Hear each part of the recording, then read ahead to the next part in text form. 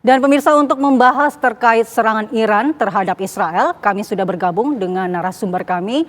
Ada Kang Irfan Maulana, wartawan senior TV One sekaligus pemerhati Timur Tengah TV One bersama kami di studio, dan via Zoom sudah bergabung juga bersama kami Mas Faisal Assegaf, pengamat Timur Tengah. Assalamualaikum Mas Faisal. Waalaikumsalam warahmatullahi wabarakatuh. Ya, terlebih dahulu kita ke Mas Faisal dulu, ya Kang. Ya, Mas Faisal, bagaimana Anda melihat reaksi domestik di Iran terkait dengan serangan ini?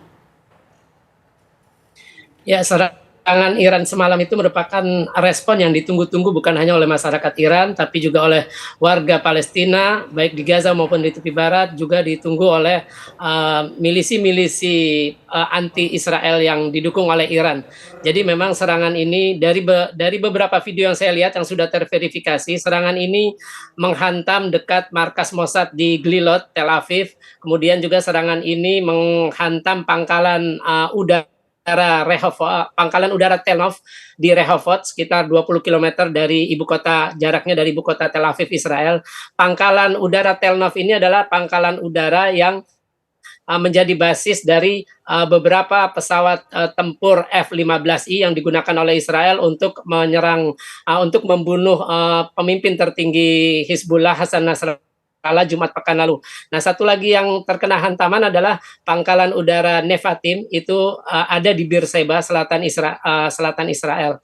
Kemudian juga dari video yang sudah terverifikasi itu juga yang terkena adalah Mall Ayalon, itu di Tel Aviv, dan ada kerusakan di dekat sekolah di Gedera.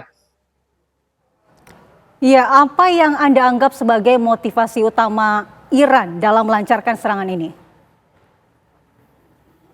Ya, kita tahu serangan ini berlangsung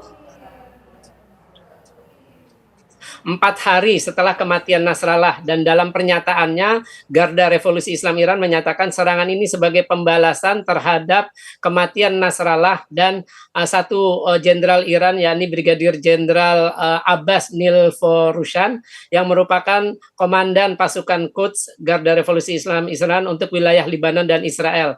Jadi memang serangan ini memang ditujukan sebagai balasan atas kematian Nasrallah dan jenderalnya Iran. Karena kita tahu Hizbullah merupakan milisi dukungan Iran yang paling kuat di Timur Tengah, dan juga milisi pro dukungan Iran yang paling tua. Jadi dibentuk tahun 1982 ketika terjadi invasi Israel ke Lebanon. Jadi lebih tua daripada Hamas maupun Jihad Islam di Palestina.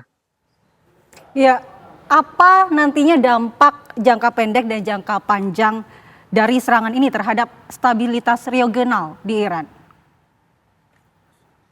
Ya, kita lihat pernyataan Perdana Menteri Israel Netanyahu membaca pidato tertulis, dan dia gemetaran dengan suara yang gemetar dan tangan juga gemetar.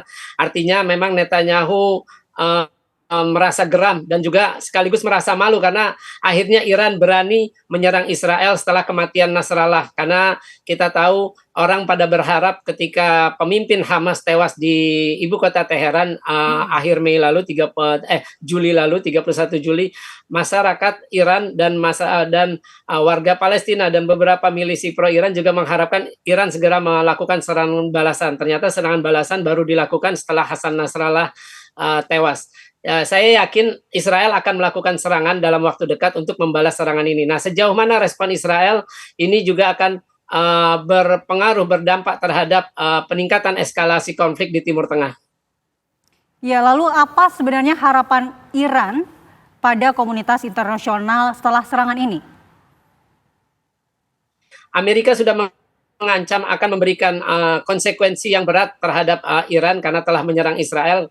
Ini menunjukkan bahwa Amerika sebagai negara yang paling berpengaruh di dunia, baik secara ekonomi, politik maupun militer, sudah bias dalam mendukung Israel. Karena kita tahu apa yang dilakukan Iran adalah untuk membela warga Palestina juga. Selain itu membela warga Lebanon dan Hizbullah yang dihantam oleh Israel. Saya kira Iran juga tidak bisa berharap banyak terhadap masyarakat internasional, dan Amerika tentu akan memberikan sanksi yang besar, sanksi yang berat terhadap Iran atas keberaniannya menyerang Israel kali ini. Baik, terima kasih Mas Faisal Assegaf. Kami akan Sama-sama. nantinya akan kembali ke Anda, namun kita terlebih dahulu akan menyapa Kang Irfan Maulana. Ya. Kang Irfan, kita lihat tadi tanggapan dari Mas Asegaf. Lalu bagaimana Anda melihat peran atau kekuatan regional seperti Arab Saudi dalam konflik ini? Ya begini, sebetulnya yang dikhawatirkan oleh negara-negara di kawasan dan dunia internasional adalah terjadinya eskalasi. Sehingga bisa memicu perang lebih besar, bahkan perang dunia ketiga. Apalagi kemudian saling serang ini berkelanjutan dan melibatkan kekuatan militer yang masif dari 3 matra ya. Dan ini sebetulnya disadari ya, setelah oleh Iran sendiri saya kira ya. Dan dunia Arab sebetulnya juga sudah memperingatkan terutama pihak Iran agar tidak terprovokasi oleh serangan Iran. Saya ingat setelah Presiden Iran Pezeshkian yang baru ini dilantik, 1-2 hari kemudian atas permintaan Presiden Iran digelar sidang darurat OKI di Jeddah setelah terbunuhnya Ismail Haniyeh ya. Dan sidang darurat OKI itu membuat pernyataan mengutuk pembunuhan Ismail Haniyeh oleh Israel, tapi juga menyarankan Iran untuk menahan diri, untuk tidak terpancing oleh provokasi Israel. Karena ini memang bisa jadi siasat Israel terus memprovokasi untuk meningkatkan eskalasi, sehingga Israel untuk selalu punya alasan untuk menghindari tekanan gencatan senjata dan perdamaian. Karena buat di mata kaum Zionis ya, begitu Israel menerima gencatan senjata, mau berunding, menerima syarat perdamaian, terutama syarat perdamaian solusi 2 negara, sebetulnya Israel itu kalah. Boleh saja Israel memenangkan pertempuran, misalnya melemahkan Hizbullah, bahkan melemahkan Iran. Tapi belum tentu Israel memenangkan peperangan. Karena bayangkan saat ini sudah 3/4 negara anggota PBB mengakui Palestina merdeka.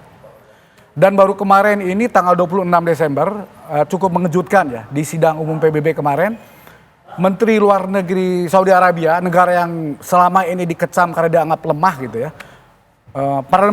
Menteri Luar Negerinya Pangeran Farhan bin Faisal mengumumkan berdirinya dibentuknya koalisi global mendukung Palestina merdeka solusi 2 negara. Itu gabungan koalisi negara-negara Arab, anggota OKI dan negara-negara Eropa. Dan akan menggelar pertemuan pertama di Riyadh, diikuti di Brussels, di Oslo, dan di Amman, di Kairo, dan lain-lain. Yang agendanya satu adalah menekan Israel menerima tekanan gencatan senjata, menerima perdamaian dengan syarat Israel mengakui Palestina merdeka solusi 2 negara. Itu syarat yang berat ya sebetulnya buat Israel, karena itu berarti pernyataan kekalahan. Tapi Israel nggak ada pilihan lain, memang harus menerima persyaratan itu. Koalisi global juga ini sebagai alternatif karena Amerika dianggap gagal sebagai menjalankan peran sebagai mediator untuk gencatan senjata dan perdamaian. Bahkan Amerika di pihak lain menunjukkan bias pro-Israelnya. Terutama di sidang-sidang umum PBB selalu memveto resolusi-resolusi yang mendukung Palestina. Bahkan terus-menerus mensuplai persenjataan ke Israel sampai saat ini gitu. Antara retorika gencatan senjata, solusi 2 negara dengan praktek di lapangan bertolak belakang. Jadi intinya sudah habis kesebaran masyarakat dunia. Tapi masyarakat internasional, dalam di dunia Arab, dunia Islam, Uni Eropa dan negara-negara yang cinta perdamaian sudah habis kesabaran. Dan saat ini mereka, yaitulah forum tanggal 26 Desember itu, mereka mendeklar itu Israel harus mau menerima syarat perdamaian, menerima solusi 2 negara. Dan sebelum pernyataan itu beberapa hari kemudian kan viral di media-media barat dan dikutip media Timur Tengah termasuk media di Indonesia, pernyataan putra mahkota Pangeran Muhammad bin Salman bahwa Saudi Arabia tidak akan mungkin menormalkan hubungan dengan Israel sampai Israel mengakui Palestina merdeka susul 2 negara. Dengan ibu kota ini penting, Yerusalem Timur diberikan ke Palestina sebagai ibu kota. Dan itu sebetulnya kekalahan buat Israel. Karena sebetulnya buat orang-orang Zionis, Israel itu dalam cita-cita mereka itu, dalam numbuh profesi mereka lah, itu menghidupkan kembali kerajaan Israel kuno, era peninggalan Sulaiman, Nabi Sulaiman, Raja Sulaiman, yang menggabungkan wilayah Yudea Samaria itu, yang kira-kira dari Libanon Selatan sampai tepi timur Sungai Yordan, termasuk Yerusalem. Baik. Dan mereka mau membangun lagi yang namanya Solomon Temple, yang lokasinya persis di wilayah kompleks Masjidil Aqsa. Nah, jika Israel nerima perdamaian, nerima solusi 2 negara, itu artinya Israel nggak mungkin lagi menyatukan Yudea Samaria, nggak mungkin lagi ngebangun Solomon Temple. Sebenarnya itu kekalahan. Kita tahan dulu, kita akan lanjutkan. Namun kita harus jeda terlebih dahulu. Pemirsa, perbincangan kami terkait dengan serangan Iran terhadap Israel akan kami lanjutkan usai pesan-pesan berikut ini. Anda masih di kabar utama pagi pemirsa dan kita akan melanjutkan dialog terkait serangan Iran ke Israel Selasa malam bersama dengan narasumber kita Kang Irfan Maulana dan juga masih tersambung melalui Zoom Mas Faisal Asgaf. Kang Irfan, kita ingin tahu apa dampak kemanusiaan terhadap warga sipil dari konflik ini? Kan kita sudah tahu sendiri sudah 40.000 lebih korban jiwa ya. Dan 300.000 yang terdampak luka-luka dan lain sebagainya. Pengungsi sudah sedemikian menderita, ini tragedi kemanusiaan. Masyarakat internasional sudah melihat ini sebuah genosida, sebuah pembersihan etnis. Sudah kejahatan yang tidak mungkin ditoleransi. Dan justru ini hikmah dari peristiwa 7 Oktober ya. Saya ngutip pernyataan Muhammad bin Salman di media barat, bahwa sebetulnya orang hampir melupakan Palestina, termasuk bangsa-bangsa Arab. Apalagi ada janji manis Abraham Accord itu, tentang jaminan keamanan, perdamaian, dan kesejahteraan. Tanpa ngomongin tentang nasib bangsa Palestina. Jadi peristiwa 7 Oktober kemarin ketika Hamas menyerang Israel, kemudian orang terbelalak bahwa ternyata mitos Israel tak terkalahkan dan kuat itu terbantahkan. Kemudian diikuti dengan agresi Israel ke Gaza dengan korban jiwa sedemikian rupa dan melihat kebengisan, kekejaman sedemikian rupa, bangsa-bangsa di muka bumi sadar lagi, terutama bangsa-bangsa Arab. Dikata Muhammad bin Salman ngomong ke media barat, kali ini orang-orang muda Saudi sebelumnya, sebelum peristiwa 7 Oktober, mereka tidak peduli soal Palestina. Tapi setelah 7 Oktober mereka semua jadi peduli pada Palestina. Sampai dia bilang begini, kalau saya menandatangani perdamaian dari Israel, saya bisa dibunuh oleh rakyat saya sendiri. Ini juga menyadarkan para pemimpin dunia Arab. Sehingga kali ini muncul blok Arab yang lebih bersatu. Dan kita harapkan juga ke depan blok Arab, blok Iran juga solid, semua bersatu. Yang ini, yang selama ini kan terbelah bangsa-bangsa di kawasan, poros Iran, poros Arab, poros Turki dan lain sebagainya. Mudah-mudahan semakin bersatu, bangsa-bangsa akan memenangkan perang ini melawan Israel. Baik, terima kasih Kang Irfan. Dan kita akan ke Mas Faisal Asgaf. Mas Faisal masih terhubung bersama kami? Masih. Ya, Mas Faisal, terakhir mungkin kita ingin tahu apa harapan Iran secara politik dan militer dari serangan ini, Mas? Ya tentu saja serangan ini makin mengembalikan martabat Iran. Kita tahu pada akhir Juli itu pemimpin Hamas sebagai tamu negara tewas di ibu kota Teheran untuk menghadiri undangan pelantikan Presiden baru Iran Masoud Pezeshkian. Kemudian juga ketika di Beirut itu selain Nasrallah itu ada jenderal yang tewas. Ini tentu akan sebagai bentuk bahwa Iran tidak bisa dilecehkan oleh Israel.